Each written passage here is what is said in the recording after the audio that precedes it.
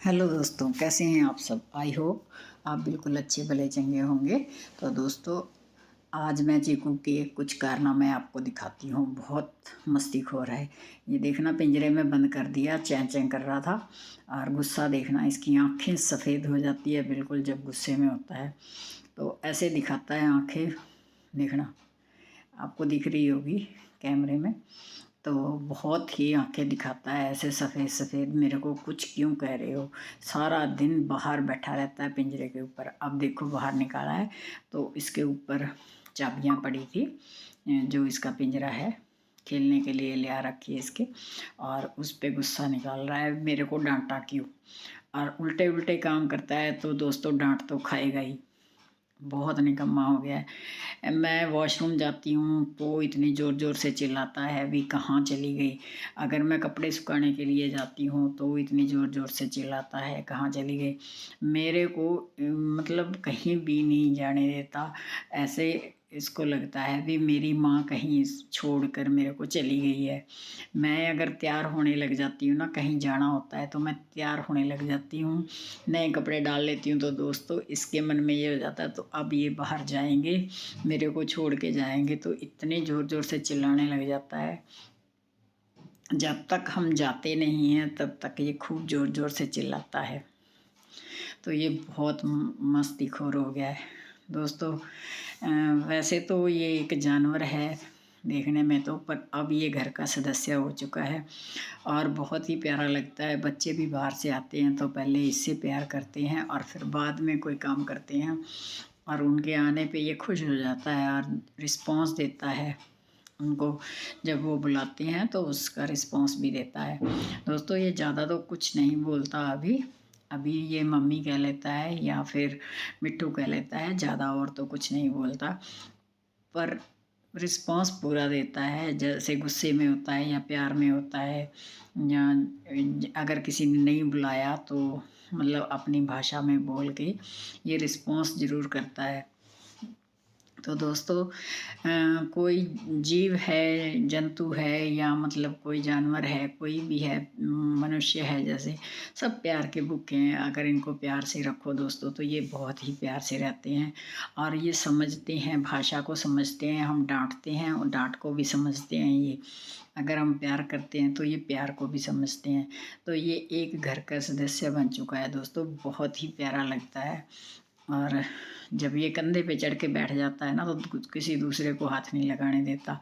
और कई बार बच्चे छेड़ देते हैं, मतलब कहते हैं मम्मी को हम मारेंगे, तो शोर मचा देता है ये।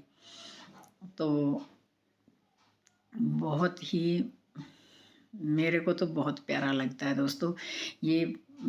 इसका ना पंख, ये छोटा बच्चा ही था, अभी भी ये साल 1.5 साल का ही है।